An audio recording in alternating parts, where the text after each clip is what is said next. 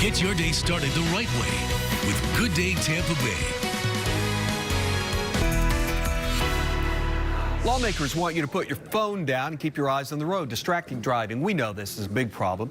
But a few bills gaining momentum in Tallahassee are trying to put a stop to it. For more of that, we're going to bring in Betsey Herd. She's a personal injury attorney here in Tampa. She's here with the Ask a Lawyer folks. Guys are here until 9:30 or so today. Thank you. Thank you. Good to see you. You've done your homework here. I'm extremely impressed. You brought in some things. Now, there are two bills. There's a House bill and a Senate bill. Correct. The Senate bill is pretty detailed. It is. The Senate bill is a distracted driving bill, so it's not just you can't text anymore. The Senate bill includes all kinds of distractions, so it's you can't interact with your pet, you can't apply a beauty aid, you can't read, you can't write, and then it has a catch-all provision at the end that says that you can't do anything that might distract you from driving. Okay. That's the Senate bill. There's a House bill that's less detailed, yes? Both bills amend the current law, and all the current law does is prevent you from actually typing. Okay. You can still have your phone in your hand right now. It's not against the law to be looking at it, right, and take your eyes off the road. Both bills actually amend that law.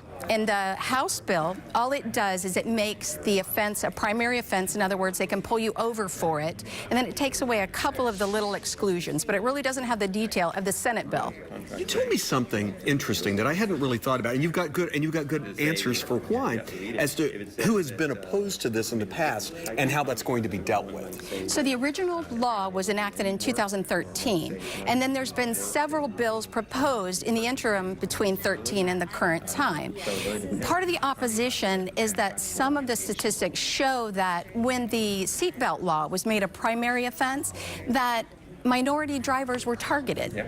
So that that law was used as an excuse to pull over minority drivers. But the Senate bill for this new law puts into it a reporting mechanism so that ethnicity would be recorded, and that would be reported to the governor, to the president of the Senate, and the Speaker of the House. Okay, so that answered, that handled, that dealt with. If this should happen, give us some dates.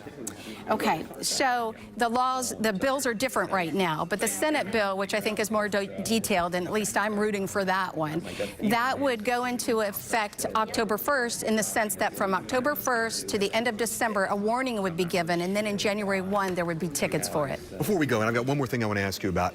I know everybody at home is thinking, well, what if I use a Bluetooth, and what about GPS? What about directions and things like that? What's the answer? You can still use your Bluetooth. You can still text through Siri, as long as you're not looking at something and taking your eyes off the road. Under both of the versions of the bills, you can do that. The problem with the current law is that right now you can look at your phone and not be looking at the road. But the current laws would still allow you to use any kind of Bluetooth mechanism, GPS, phone, otherwise. Beautifully done.